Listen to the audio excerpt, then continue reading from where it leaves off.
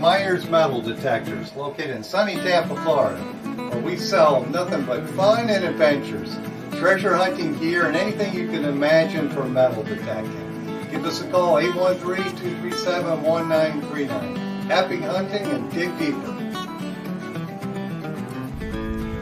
Live from sunny Florida, it's Treasure Talk.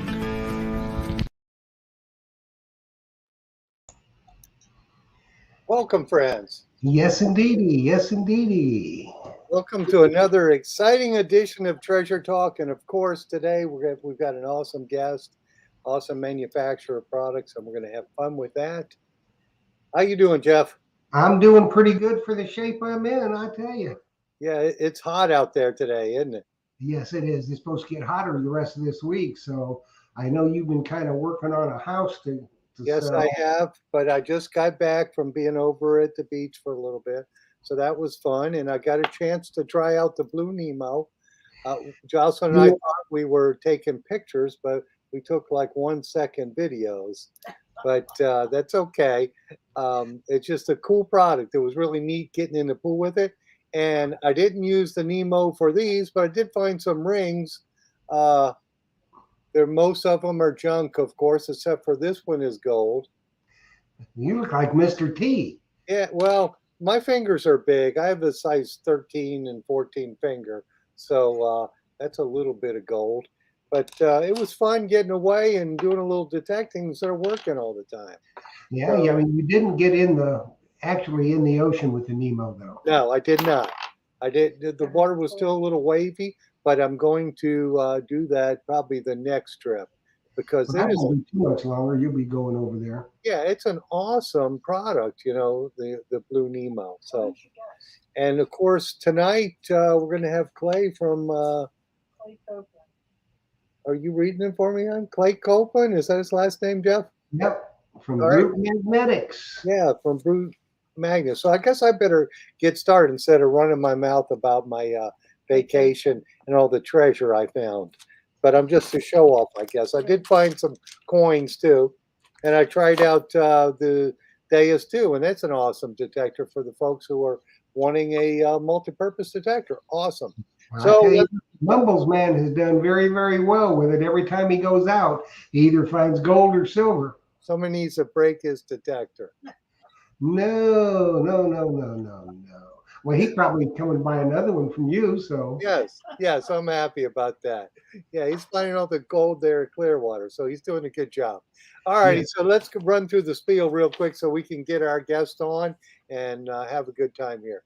Okay, so today's show is brought to you by your friends at Myers Metal Detectors, where we sell fun and adventure.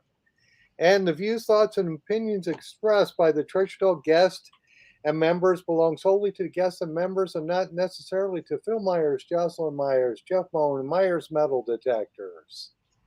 And of course, the purpose of Treasure Talk is to promote the hobby of metal detecting and treasure hunting and to educate our members in a fun, informative manner. And that's what we're going to do today, isn't it, Jeff? Boy, ain't that the truth. I think everybody has really been waiting for this show for quite a while now, anxiously, and they've been very patient, and somebody's going to be really happy tonight. Yes, they are. With our giveaway winner. Yes, heck of a door prize for that. That's awesome. Yeah. I did want to mention that today is December 6th, which is the day they landed on Normandy Beach. Actually, June 6th. I mean, June 6th. I'm sorry. I've been in the sun too long today. Yeah, you were thinking about December 7th, I think. December 7th. June 6th. The day that lives in infamy. Well, tonight won't live in infamy, I can tell you that. Yes. So we have a wonderful guest tonight. So anything that you all need to know about magnet fishing or magnets, this is the guy. He started his company, I think, in 2015, Brute Magnetics, and they are I think I'm fairly accurate in this, the #1 magnet in the country, and if not that, the world. and he is here tonight. He is an avid magnet fisher. He knows everything there is to know about magnets and magnet fishing. So get your questions ready for Facebook, which Jocelyn will be monitoring. I'll be monitoring the YouTube channels and a couple of different Facebook channels as well. Yes. So get your questions in so we can get them asked and answered. But let's go ahead and let's bring on Clay Copeland, Brute Magnetics. Good evening, Clay. How are you? Good evening, Phils. I'm doing great. Thank you Welcome, for Clay. having me. Welcome to Treasure Talk. Thank And you. like Jeff said, we have Jocelyn, my wife, is monitoring the Treasure Talk Facebook page, and we've got several other pages and a YouTube channel. So hopefully, if you have a question, folks, just type away and we'll get it asked for you. Mm-hmm. So, Clay, tell us where you're where you're at, and how long you've been doing the magnet fishing. Okay, yeah. So we're in Ringgold, Georgia, which is really just a suburb of Chattanooga, right outside. I grew up in Chattanooga, and we moved into Georgia, and have since moved back to Tennessee, but still maintain our warehouse and everything in Ringgold. Okay, what gave you the idea to start the Well, magnet fishing? it actually goes way back to when I was a child. I'd always been interested in metal detecting and treasure hunting. And so when I was 7, my father had an old Fisher metal detector. And he had given that to me as a gift, and I'd used it and got into it. And then I got a Tesoro Sidewinder and moved up to an XLT and an MXT. And I've had a little bit of everything over the years. So always been interested in that. And growing up also was entrepreneurial and wanted to start a business that merged my two interests. And so what happened was in 2014 or so, I just heard my father talking about magnet fishing that he had done in the 60s. He'd used an old surplus magnet from World War II and had gone out with my uncle. They used to build docks, and he'd go search for tools or whatever they could find. And he didn't have much luck, but he told me that, and it stuck with me. And so I wanted to try it. Borrowed a magnet from him at the time, used it, got it stuck right away, decided this was not really the type of magnet that was needed, and started looking around. There really wasn't anything available. And, light bulb went off. So just started from there. My father's an engineer, so got his help on, designing some magnets, and one thing led to another. And here we are about 7 years later and have a full line of magnets. Yeah, and I like your kit because I just started carrying them. I'll have them in the store probably within a week or so. But a friend of mine showed me your Brute magnet kit, and I just was impressed. It had the rope, the magnet, the gloves, and a couple other things in it. And it's a impressive little kit. Yeah, we wanted to offer something that someone could just grab and have everything they need and have a nice place to store it. Magnet, obviously, you don't want to be carrying it around loose or swinging it around, sticking it to your car or something. So, having it in the case, it's a good, it's waterproof, airtight, stick it in there, put it in your boat, your car, you don't have to worry about it. Yeah. Oh, I have one question before we get started with the other people's questions, but will they pick up a cell phone? Generally, no. There's very little ferrous metal in a cell phone. We've seen a few older phones that have enough metal, inside, but newer phones, there's not enough to really attract very well. If you got it right on it, it may, but generally, you'd have trouble with a cell phone. Yeah, because people are constantly dropping those in the water, and they want a way to get them, but I don't know if they're waterproof anyway, whether they'd be worth even trying to get them if they're in the water. Right. So it's just a thought. Now, what are the different styles of magnets? I know I hear all these different, it's this type of magnet or that type of magnet. Can you, Sure. go a little bit? Yeah, generally speaking, there's two primary styles. That's a single-sided magnet, and then there's a double-sided, and then there's some variation within those. But single-sided is just that. It has one magnet. Generally, the eyelet's on the top. It's best if you're going to drop it straight down, or if you're on a high bridge and you can kind of keep it flat. They offer a superior hold because you've got a direct pull. A double-sided are two magnets side by side in a thicker casing. And the way we make them, you can either use the eyelet in the side or the top. So you can use it like a single-sided, although most people put it in the edge. That gives you better coverage if you throw and drag it back. Doesn't matter how it lands. It's not going to tilt up on edge and not make good contact. But you do sacrifice a little bit of the strength. You know, as you pull something up, it's stuck to the side, and gravity and shear forces just want to pull it off. So that's the two primary styles. We've recently launched some 360 magnet, which is essentially a single-sided, but it pulls from all different directions. It's a stronger, thicker magnet than a typical single-sided. And then we have a cone magnet and a few other little things, but generally single and double. Okay. So what would be best for, let's say, a beginner? Really it comes down to where you're going to be using it. We have sizes that are appropriate for beginners in a single or a double. Generally we ask, are you going to be throwing and pulling it back, or are you more in a kayak or a boat or up on a high bridge? I prefer the single-sided, but you do have to treat them a little differently, and they are a little more difficult to use from riverbank. But for most people, double-sided is probably better. So for a beginner, something middle of the road, size-wise, weight-wise, which would be something like a 1700 double-sided or a 1200-pound double-sided, would be a good place for a beginner. Okay. And the rope, how long is the rope on the kit, like the 1700?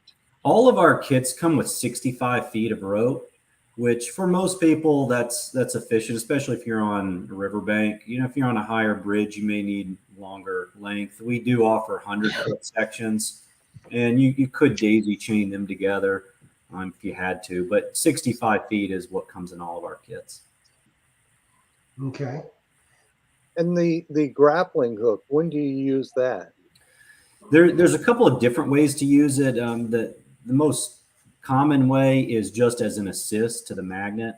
The magnet does have its limitations. It's ideal when you get a flat surface of a thick metal where that magnet can really hold. But something, for instance, like a bicycle, it has a lot of tubing that when the magnet makes contact, it doesn't get real good adherence to it.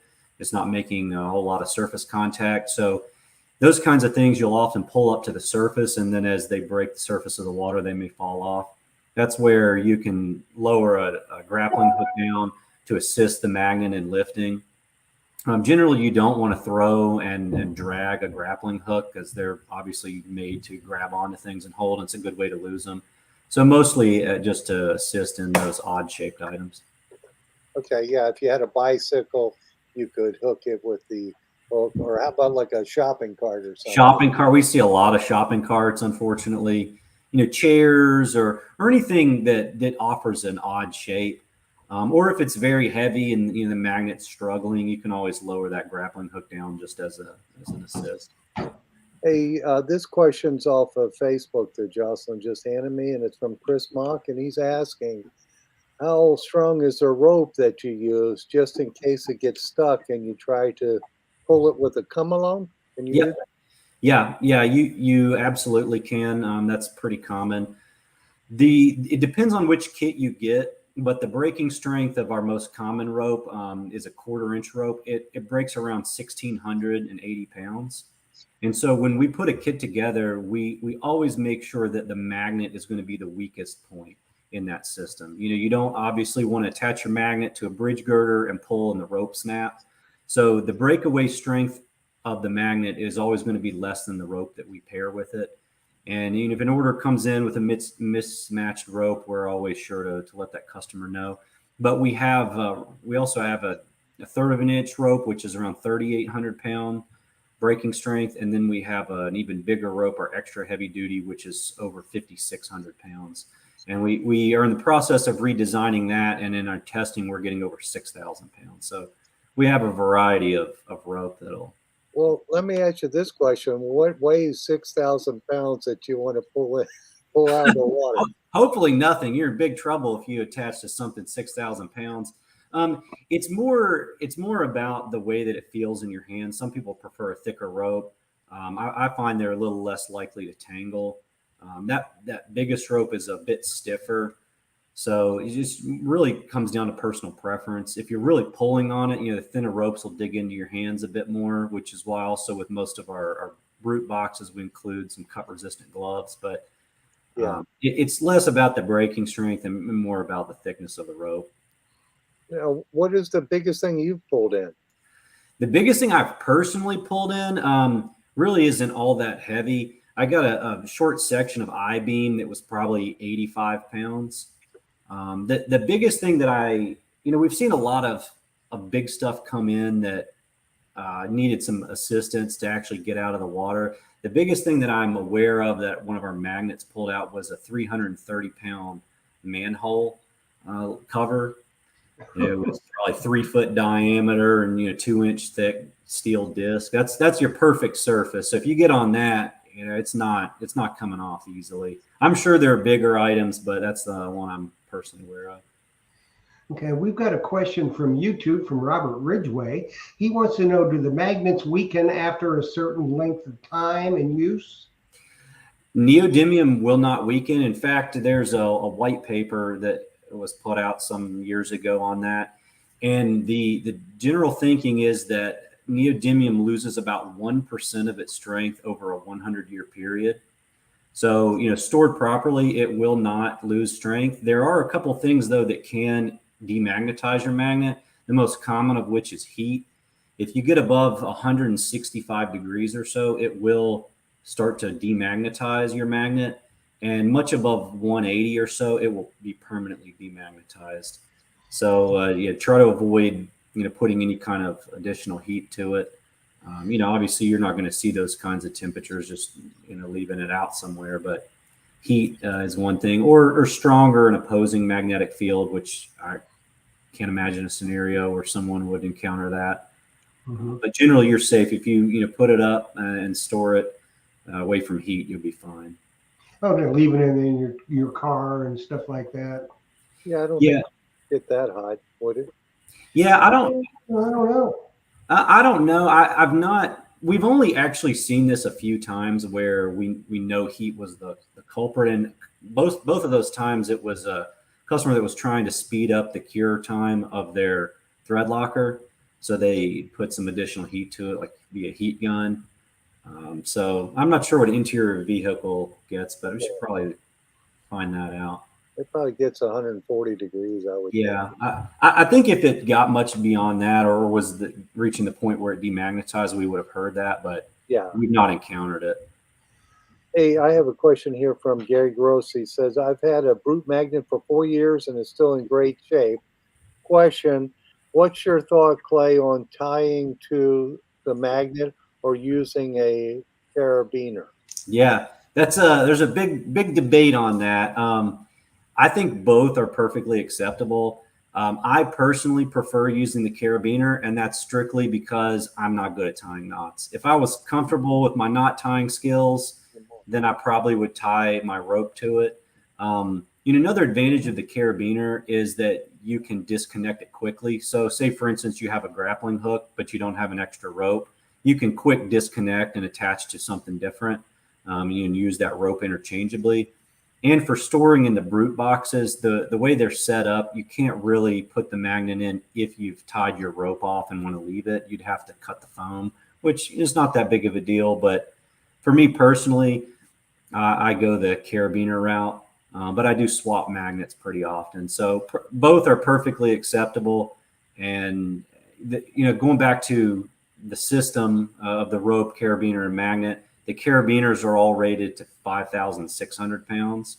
So you're not going to have to worry about it. And in fact, I don't know that I've ever seen one of those carabiners be the failure point. So, either way is perfectly acceptable. So we've got one question from Chuck Martin off YouTube. He wants to know, does the magnet pick up the actual weight that it's rated at? The short answer is yes, it will. But the longer answer is that in magnet fishing, it's exceedingly unlikely that you would attach to the type of surface that would require the full breakaway strength. And I'll explain a little bit of how we test our magnets.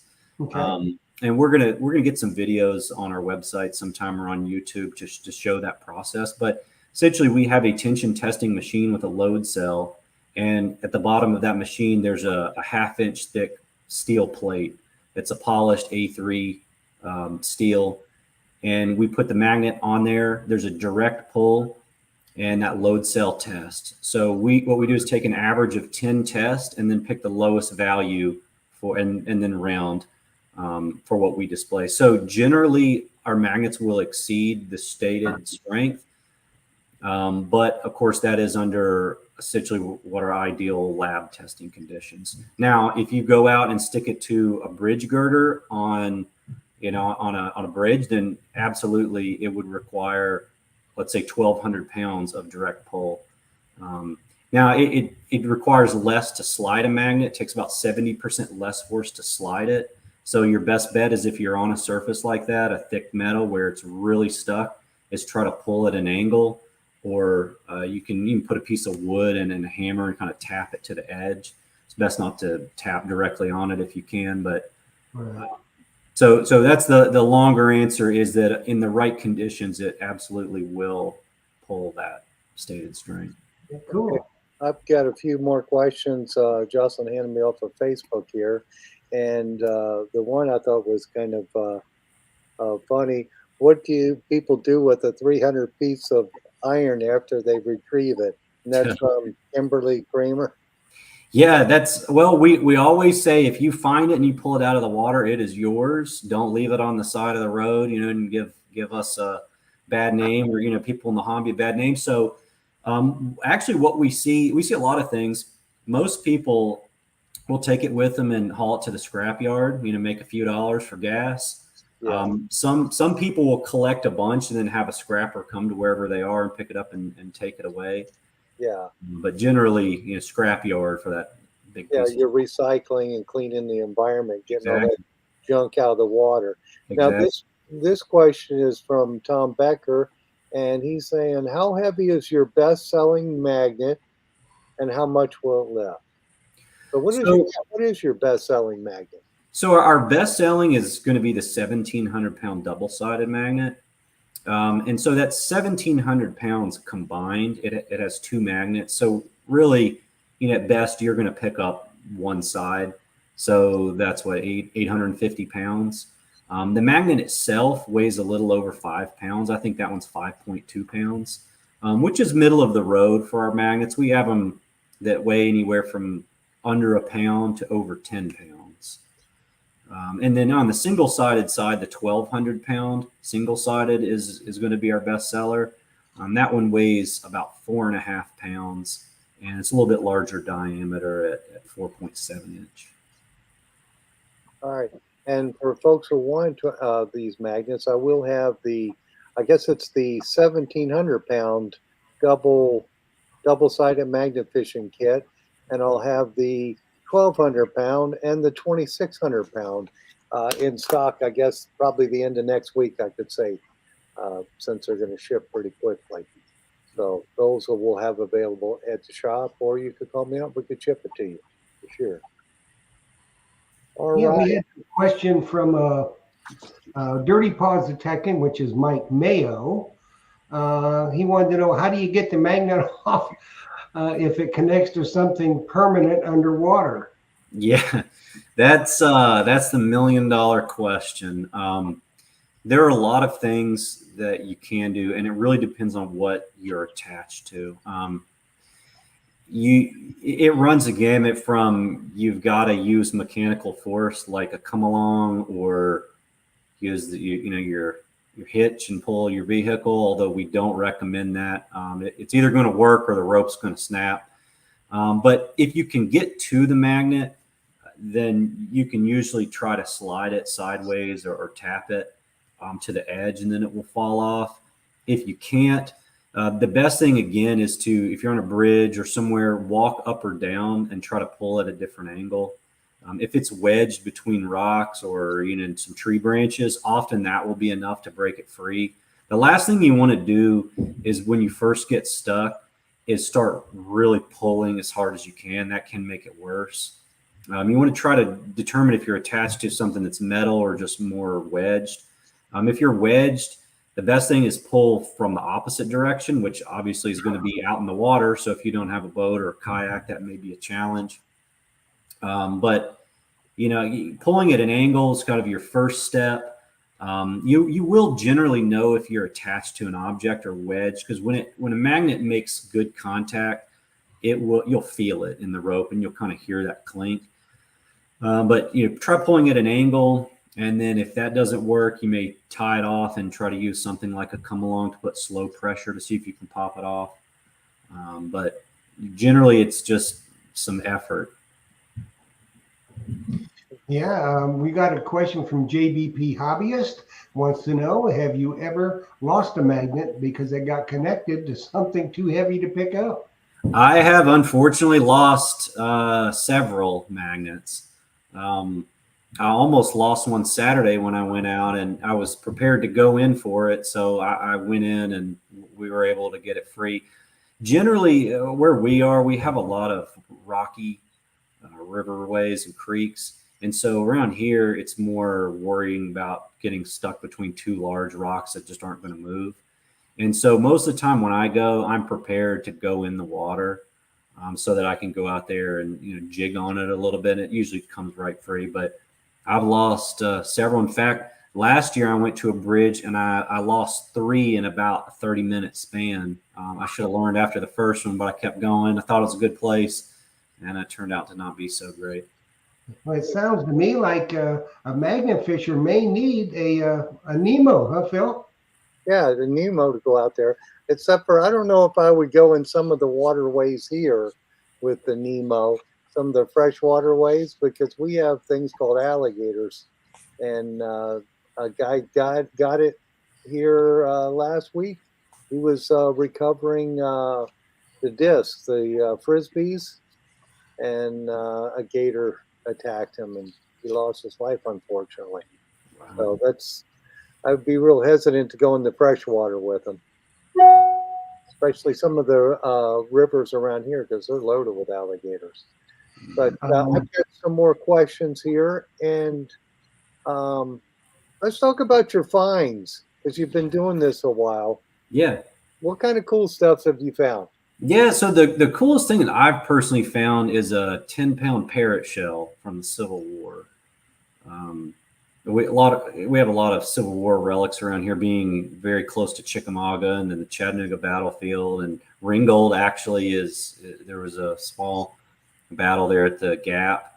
So the Chickamauga Creek runs for miles through this area. I check a lot of those areas, and parrot shell is probably the best thing. The scariest thing I found, we found I think it was a Mark 14 grenade from military. It was a newer grenade. We had to call the sheriff, and they came out and looked at it, and then they called the bomb squad.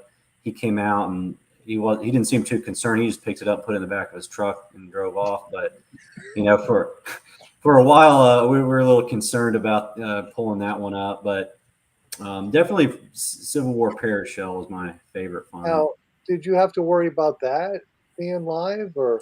Yeah, yes, it was live, and it actually still is. I've got to find somebody to drill it out. I had a friend here locally that did that kind of thing, but haven't had him do it yet. So got it stored safely away from everything. But yeah, there's we don't see that often, but there are things in the water that you should definitely call in. Weapons are another one. That's a lot of people look for handguns and weapons, and that's it's a pretty common find, actually. I've not personally found one, but there are a lot out there, and we always recommend that you call law enforcement and have those checked out. You never know when it may be, helping solving a crime or something. Right. Well, speaking of that, the law enforcement, do you know, Clay, do a lot of magnet fishers kind of team up with the local constabulary? I've not heard about a lot of them teaming up directly, but we do deal with a lot of police departments and search and recovery teams. We ship a lot of magnets to those kind of groups. And I know on the police departments, it's expensive and time consuming to get a dive team together. So if they have an idea that something's in the water, they'll often have a deputy out there trying to fish it out with the magnet before they send the dive team in. And sometimes that's successful and sometimes it's not. But generally, if you know something's in the water, you can have pretty good success recovering. Cool. I've got a couple more questions off of Facebook, and this is from Stacy Rasaka. And she says, is there a warranty if the surface of the brood is cracked? So we offer a 30-day money back guarantee on manufacturing defects. Neodymium is brittle. That is one of the inherent risks of magnet fishing. We offer some anti-collision magnets specifically for that purpose. If you're going to be in shallow or rocky waters, those are advisable. Neodymium, it looks like a metal, but it actually starts out as a powder. It's mixed with iron and boron and some other elements, and then it's heated and pressed. So it's more like a ceramic than it is a solid metal. So it can chip or crack if you get it hits a rock just right or some object. So generally on cracked magnets, it would fall outside of the warranty. But if that's of a concern, like I mentioned, we've got those anti-collision magnets available. And also, could you plate the magnet instead of chrome plating so it doesn't rust as easy? That was the other question. Yeah, so there's a few things you can do. All of ours are triple coated. It's a layer of nickel, then a layer of copper, and then another layer of nickel on top. We do have a few that are 410 stainless. The casing is stainless. So if you're going to be in salt water, those are a good option. Although I think they're not listed on the website right now. You'd want to call or email us to see what we have available. You can also, there's a couple of things you can do. If you're in salt water, you absolutely want to rinse those off with fresh water and dry them before you put them away. If you have a brute box, as I mentioned earlier, those are airtight and watertight. So if you put it up wet, it is going to stay wet. And if you put it up with salt water wet, it's going to be corroded when you pull it back out. Right. So rinsing and drying is absolutely critical. Just like any metal with water, they don't mix, and that coating will get scratched down to the bare metal. You can add something like a fluid film or other surface marine protectant. And we've seen some people go in and add an additional coating of something like a Flex Seal or Plastidip. Although if you do that, any air gap that's introduced on the magnet face will reduce strength.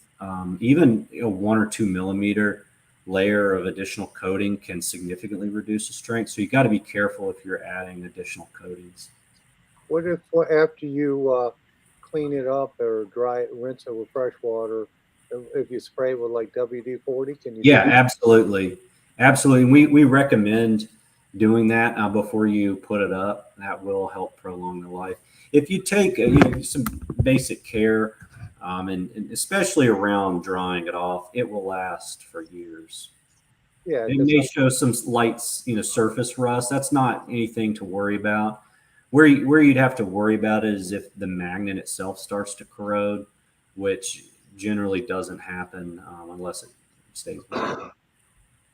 Okay, we got a question from Pacific Northwest Dirt Fishing off YouTube, and they want to know would you recommend they use from a kayak in extremely cold waters, because they are out there in the Pacific Ocean. Okay. I would use a single-sided magnet that you can drop straight off. That's when I'm in my kayak. That's what I use. Magnet fishing, like metal detecting and the size of the coil, it's kind of how much ground you can cover. So the larger the diameter of the magnet, the more surface you're going to cover and the higher chance you're going to recover some things.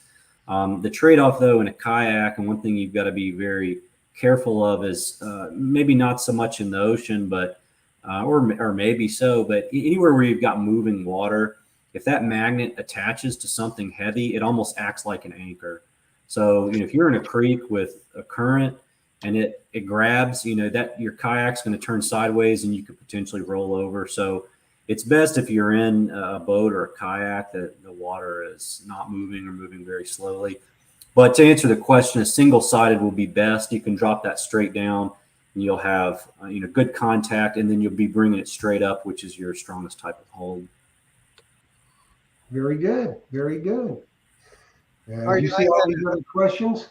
yeah, I've got some more questions. This one is from Rick Tumbleson. He's asking, how do you remove the small rusty fragments or filings from the magnet? Yeah. So what I do, I take my gloved hand and just swipe it really fast, and that will knock off 90% of them. You'll get a few in the epoxy ring, in that gap there, which you can push to one side, and then again, I just swipe it. The surface doesn't have to be perfectly clean. When you put it up, it's always best to get the stuff off, but I'll let it build up a bit before I go trying to wipe it off. And it really goes back to introducing an air gap between what you're finding and the magnet. Those little filings won't hurt anything, but they will reduce the performance of the magnet. You can use a plastic scraper. Honestly, I don't think they work all that well, or it's more frustration. If you just swipe it really quick with your hand, it's going to fling most of that off. You've got to, if you use a scraper, you'll push it to one side and it's still going to be stuck there.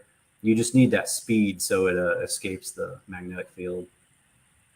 Yeah, I can imagine with a bunch of metal sticking to it, it could be.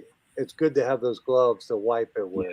Yeah, absolutely. And the gloves that we put in our kits are a level 5 cut resistant, because you will find rusted fish hooks and razor blades and pocket knives, and there's no telling what you bring up, and you don't want to be grabbing rusty metal with your bare hands.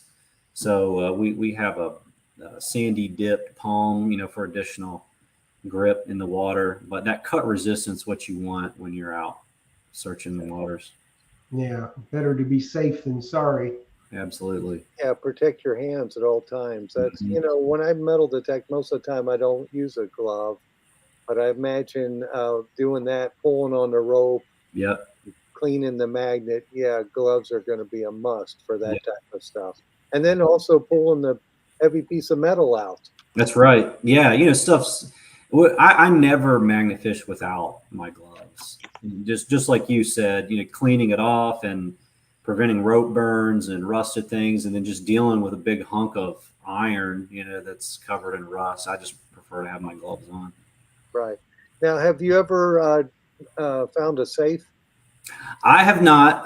Hopefully one of these days. We've seen quite a few, but I've not been so lucky.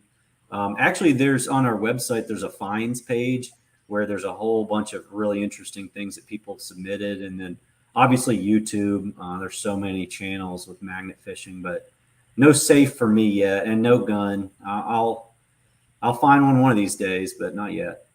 Yeah, or a strong box with some strong box, yeah, some gold in it. That's what I wouldn't that be something? Oh yeah, for sure. Hey, this is an interesting question from Jane Goodall, and she's asking, is there a way to make it safe for people with a pacemaker? That's a really good question. And we have not found what the safe distance is for someone with a pacemaker. There's been some research papers written on that, and there's not really a general consensus, and it obviously has a lot to do with the magnet and the thickness of the magnet and the orientation versus the pacemaker. So we generally say, if you have a pacemaker, don't use it. We'd just rather be safe than sorry. So short of having a magnet that you could turn on and off like an electromagnet, I don't know that there's a way to make it very safe with a pacemaker. There again, better safe than sorry. Yeah, right. It may very well be fine, but I don't know that distance, and so we just generally say don't. Yeah, so I mean, if somebody wanted to go with somebody that was magnet fishing, had a friend that had a pacemaker, right, maybe stay 10, 15 feet away anyway. Yeah, and what you find with neodymium is that it is very strong, on contact, but that magnetic field drops off very quickly with distance. Even something like a 360-degree magnet like our Brute Boss, it's a very thick. Once you're 10 or 12 inches out, there's not much attraction at all. And the way you can tell, you can always put something down. If you get a paper clip and put that magnet towards it, and if it starts to move, that's about the distance where you get a little bit of a magnetic field. But beyond 12, 15 inches, there's very little. So yeah, if someone with a pacemaker went to observe, I think they'd be perfectly fine staying several feet away at least. Okay, yeah. Yeah, Okay, 'cause good to know. when you're throwing that in the water, you probably have to be within a foot or two, whatever you're trying to get for that magnet to hit on it. Then. Exactly. And there's a lot of factors that go into that distance.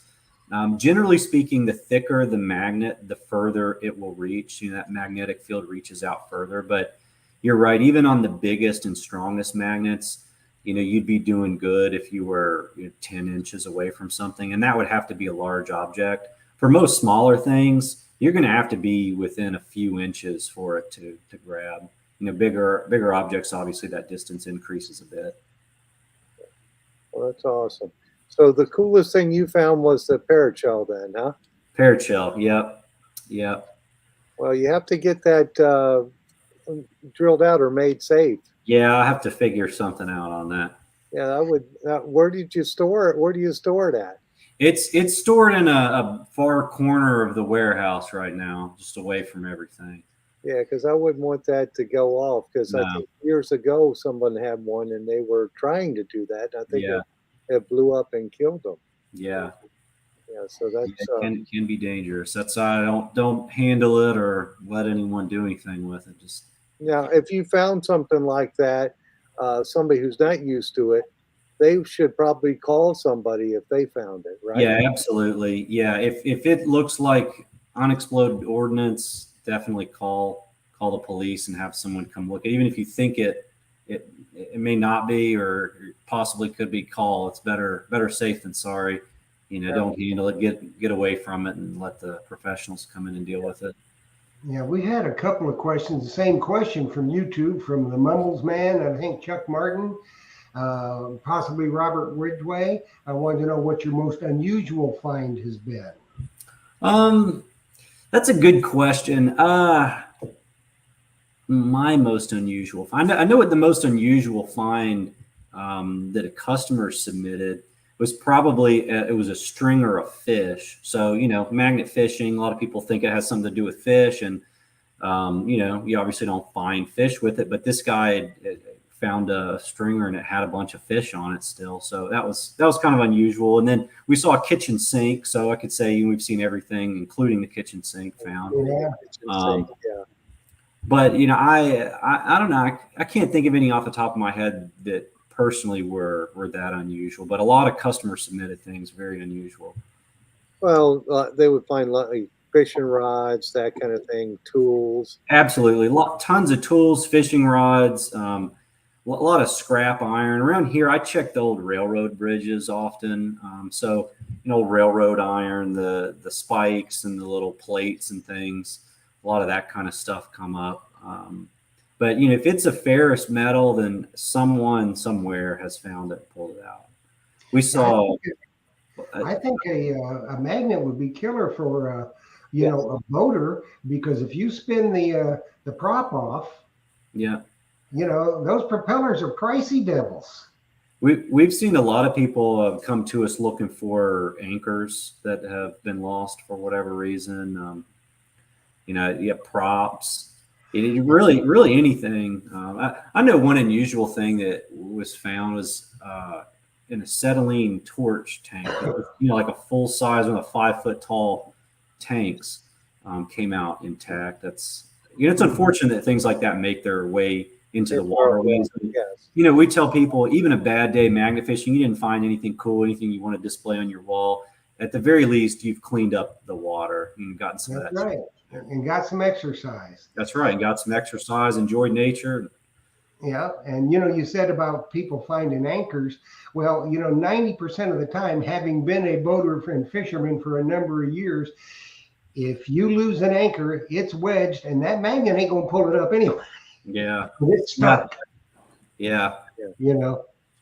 So this question here off of Facebook, Jocelyn just handed me from Tom Becker, and he's asking, do you prefer drop fishing or casting the magnet? So I personally prefer more of the drop style. Even if I'm on a bridge where I'm going to throw it out, I'll use a single-sided. I think for the weight, you get a little bit stronger pull. You have to treat them a little differently. I mostly use the 1,200-pound single-sided personally. Um, I'll throw it out and then jig it slowly so that it has a chance to fall back down and make contact. If you throw that out and pull it quickly, it's going to tilt up on edge. That magnet's going to be facing the surface of the water, and you're not going to find anything. But still, even with those challenges, I find myself using the drop style a little more frequently. Okay. Well, it looks like Jeff has got the banner spinning, so I think he's about to pull a name, huh? Yeah, make somebody very happy. This is the time of our show where we're doing our giveaway for the night, provided by Clay and Brute Magnetics. It is the 1,000-pound magnet fishing kit. So it's got everything you need to start magnet fishing. So as you know, our rules and regulations are, number one, you have to be a member of Treasure Talk, whether it be on Treasure Talk YouTube or Treasure Talk on Facebook, to be able to enter any of our giveaways. And number two, you have to be tuned in to win. And you have to use a certain phrase that I post to enter the giveaways. And that phrase was brute force equals brute magnetics. So that's what you had to say to get entered for this wonderful giveaway. And now our rules are, number one, like I said, you have to be tuned in to win. Now, when your name is called, and only if your name is called, you will have 3 minutes to either text or Facebook Messenger to Phil or myself, and you see our phone number scrolling along the bottom of the screen, okay, with your name and that you are here. Then what you must do, you must email to treasuretalkshow@gmail.com. That's the only way we accept. treasuretalkshow@gmail.com. Your name, address, phone number, and any other pertinent information. That way we can get it to the proper people and they can get your prize right out to you. So get your fingers ready, folks. It's almost time. So it is 48 minutes after 7. So at 7:52, we're going to draw another name if you have not answered by texting or messenger. And that person is Steve Wigington. If you are watching, you won a Brute Magnet Kit. All righty. Well, while we're waiting for Steve, let's keep going with some questions. And Jocelyn just handed me another one here. And this one just is interesting. Do you see, this is from Stacy Rasaka, do you foresee regulations that may begin due to sea life protection? And, are there any regulations for doing that? So from what we know right now, the state of South Carolina has made it illegal to magnet fish within the state. That's the only state or local regulation of which we're aware. I don't know, honestly, long term, if there will be regulations introduced. I can't foresee any on a federal level. We always recommend before you go magnet fishing that you check. Make sure that it is a place that you can go. You have permission to do so. If it's, you obviously wouldn't want to go to any kind of protected area or where there's sensitive wildlife or a reef, or where there's something that may be on the bottom that you could impact.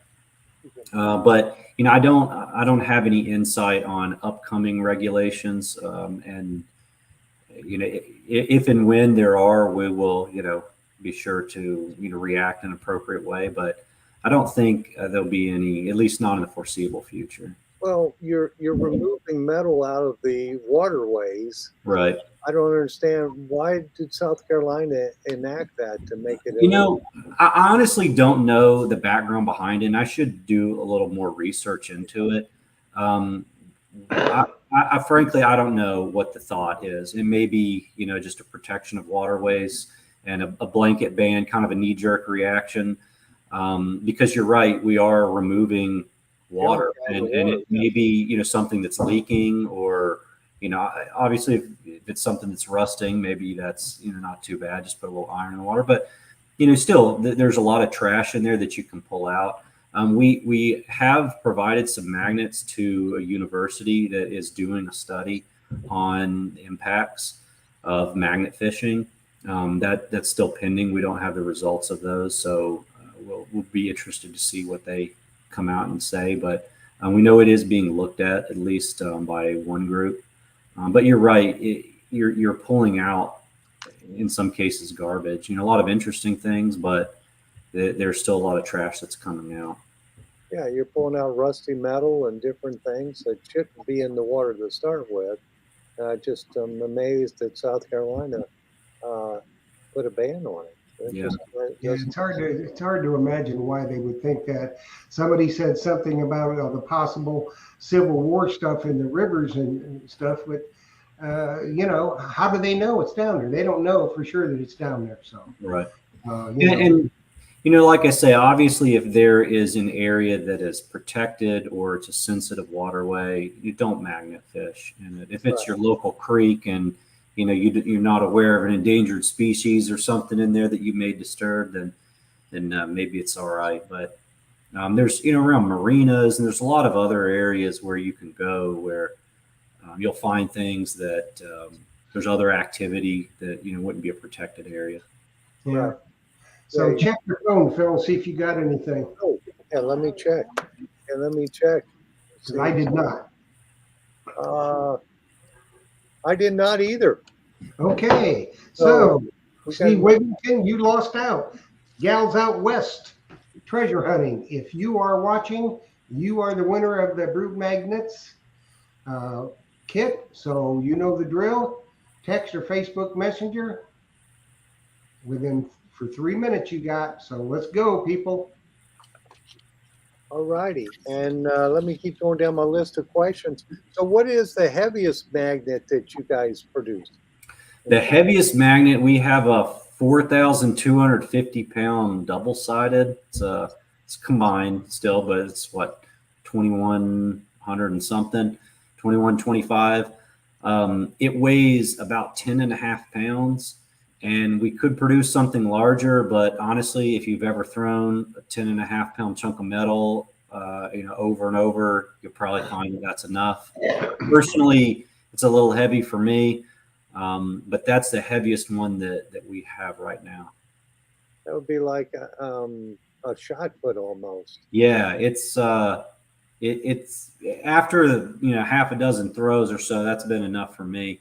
We did produce couple of one-off magnets for some promotional purposes that will lift closer to 5,000 pounds, and they weigh over 20 pounds a piece. It's like a big dinner plate. So something like that, it's possible to do, but it just doesn't make sense really from a usage standpoint. Yeah, and imagine if that gets stuck somewhere, you're not. Yeah, that's right. It. You get that stuck, you're done. You're done with that one. Yeah, because you're not going to get it picked back up. That's interesting. So how about fishing rods and reels and stuff like that? Have you found any of those? I haven't personally. I know a lot of people that have. In fact, one of our great ambassadors that gets out. His name is Richard Rice. He's out in Oregon, but he found a fishing rod. He's not a fisherman, but he found one, and apparently it was some good reel. And I don't know anything about reels, but he sold it to a passerby for like $20 on the spot. So made him a little money pulling that out. But that is a pretty common find. A lot of rods and reels. Yeah. Knives and tools. And knives. stuff. Yeah, I've found a lot of tools and certainly pocket knives are a very common find. Found a bunch of those. So where Rick Tumbleson asking, what's the most valuable thing you found? Most valuable thing it's probably that parrot shell, but the most valuable thing that I have seen someone find is an enamel gas station sign from it's probably the 20s or 30s. And apparently this particular sign was some rare variety. And he found two of them in the same spot. He sold one of them for $900. That's not too shabby. Yeah, not at all. Yeah, I'd love to find one of those. We've seen some old street signs It's the stop signs that have the little reflectors in them from a long time ago. Some of that stuff's come up. But, Yeah, you see a lot of road signs come in. And generally, they're newer. All the ones I found have been newer, but you get on an old bridge. Bridgehunter.com actually is a great resource if you're looking for a place to go. Bridgehunter.com is a lot of user generated and uploaded information on bridges across the country. And in fact, there's a lot of abandoned bridges that are listed there. So you can go find a bridge that's maybe been out of service or where old bridge used to be. Those are great places to search. If that was, not in use since the 50s or 60s, then pretty much anything you find is going to be older. So I might check out Bridge Hunter. yeah, I know those signs are very collectible. Some of those gas station signs and whatnot. So yeah, that would be a cool find. The enamel signs, they're made with steel, so that magnet would pick that up for sure. Where are some other places? So let's say somebody gets a magnet today that people should look. Yeah, so I personally like the older bridges, but anywhere where there's activity, fishing pier. If you want to find lures, that's very common. So anywhere people gather, marinas, if you can get permission to go around a marina, a lot of tools and sunglasses, that kind of thing. Bridges, any kind of dock. Where you wouldn't really want to go is the beach, obviously, where you have shifting sand, things that settle down in the sand. You're not going to really have much luck. It's better if the bottom is hard packed clay or some kind of rocky surface. But just anywhere you have human activity is going to be great to search. Old swimming holes, and there's actually on our website under the help guide, we have a whole bunch of tips and tricks on how to cite something and how to locate a good source using Google Earth or checking out Bridge Hunter, some of those other resources. And why don't you get the website out real quick? Website's brutemagnetics.com, and there's a buying guide if you're not sure where to start, and then there's just kind of a general help resource on what to do, how to get started, to walk you through the whole process of everything from picking the magnet to finding a place to go and what to do with what you find, and just general etiquette and tips and tricks. And we're always happy. We've got our phone number on there, email. We're happy for people to call, and we'll walk you through and make a recommendation, or if you've got a question, we'd love to answer it. Awesome. So Jeff, nothing on mine. Okay, gals out west, you lost out. JBP Hobbyist, if you are watching, you know the drill. Text or messenger. You got 3 minutes, and we're not going to run over much tonight. Yeah, I gotta pay for my granddaughter's dance lesson tonight, and it's got to be done tonight. So I got to do it online. So. And you don't want to not miss that, because then you will die. Yes, she would probably be very sad at me. Little Chloe, she loves her dancing, and Pop-Pop's got to take care of that. So, yes, on your website, you could get a lot of information then, and of course, we'll have them there in the shop. If you don't win tonight, you can always come see me in about a week. We should have them in stock. So, I'll post it on Facebook. On the Treasure Talk page that I've got them. I'll put the big picture of the hits on there. So that's going to be fun. Well, pretty soon we'll have to do another What's New in the Shop. Yes, we should. Absolutely. Especially after we get the root magnets in there. So JBP Hobbyist, you are the winner of the giveaway if you text or messenger. So do it. Yeah, I guess it's a slow night, maybe. Yeah. Usually they're pretty quick on that, Clay. They jump on there to get it. But so if they don't get back to me within about another 15 seconds, we're going to pick somebody else. Yeah, we have to, because we're running right at the end here. So. Yes, indeed.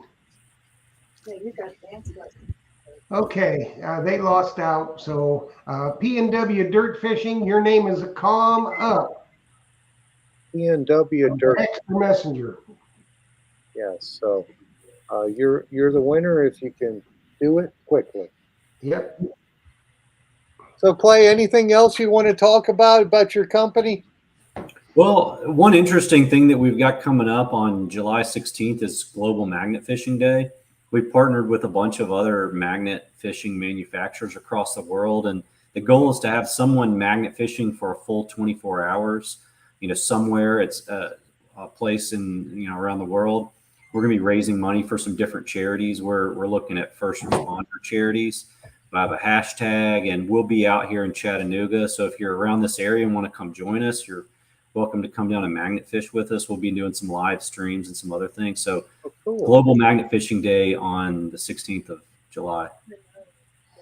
Okay, P&W Dirt Fishing is win. They have won the magnet, so they know what to do. They need to email me all their information. We'll get it to you, Clay, and we'll be good to go. Great. We'll get it shipped out. Absolutely. And yes, Chloe does call me Pop-Up. Someone wanted to know that. She does call me Pop-Up. I'm the favorite Pop-Up, too. So, because I take her treasure hunting. And she's turned into quite the little treasure hunter, believe it or not. She made me buy some gold from her that she had recovered treasure hunting yesterday. And it cost me $150 yesterday. So dance lessons today, it's getting pretty rough. But anyway, let me draw this to an end because we're over an hour, Jeff. We do that from time to time. Yes, we do. But this has been a fun show, Clay. Thank you for coming on here. Thank you, Jeff, and thank you, Jocelyn, for helping me. And folks, remember, call me next week if you're interested in a brood magnet. We'll get it taken care of because we'll have them in stock. I'll post it on Treasure Talk Facebook page when I do have them in the store. But we're excited about carrying them, Clay. It's going to be fun. We're going to sell a bunch of them, I'm sure. We are too. And thank you for having me. You are quite welcome, Clay. We've been waiting for this for a long time, and we can't thank you enough for giving us the good giveaway. Some of the people just weren't fast enough on the draw, so the one we finally picked was P&W Dirt Fishing, and they did respond in an appropriate time, so they're the winner. And Clay, we can't thank you enough for coming on with us tonight. Fantastic information about a great product. And I know that you'll be a very, very good addition to the Blue Spade Society, and I'll get you some information about that. Right. So we want to thank you for stopping by with us tonight. I know everybody's going to be interested in your product, and we just was, very, very pleased for the information that you passed out tonight. So thanks again for coming. You're welcome. Anytime. Always glad to help and bring people into the hobby. Yes, indeed. So everybody, we are going to end it tonight. Phil, thanks, buddy. You're my brother from another mother. I love you. Jocelyn, thank you. And everybody out there watching, I hope you have a really, really good rest of the week. And Treasure Tales will be back on Thursday night at 8 p.m. And so with that being said, I think it's time to, be like a bird. Absolutely. Happy hunting and dig deeper, my friends. Good night, everybody. Good night. Yeah.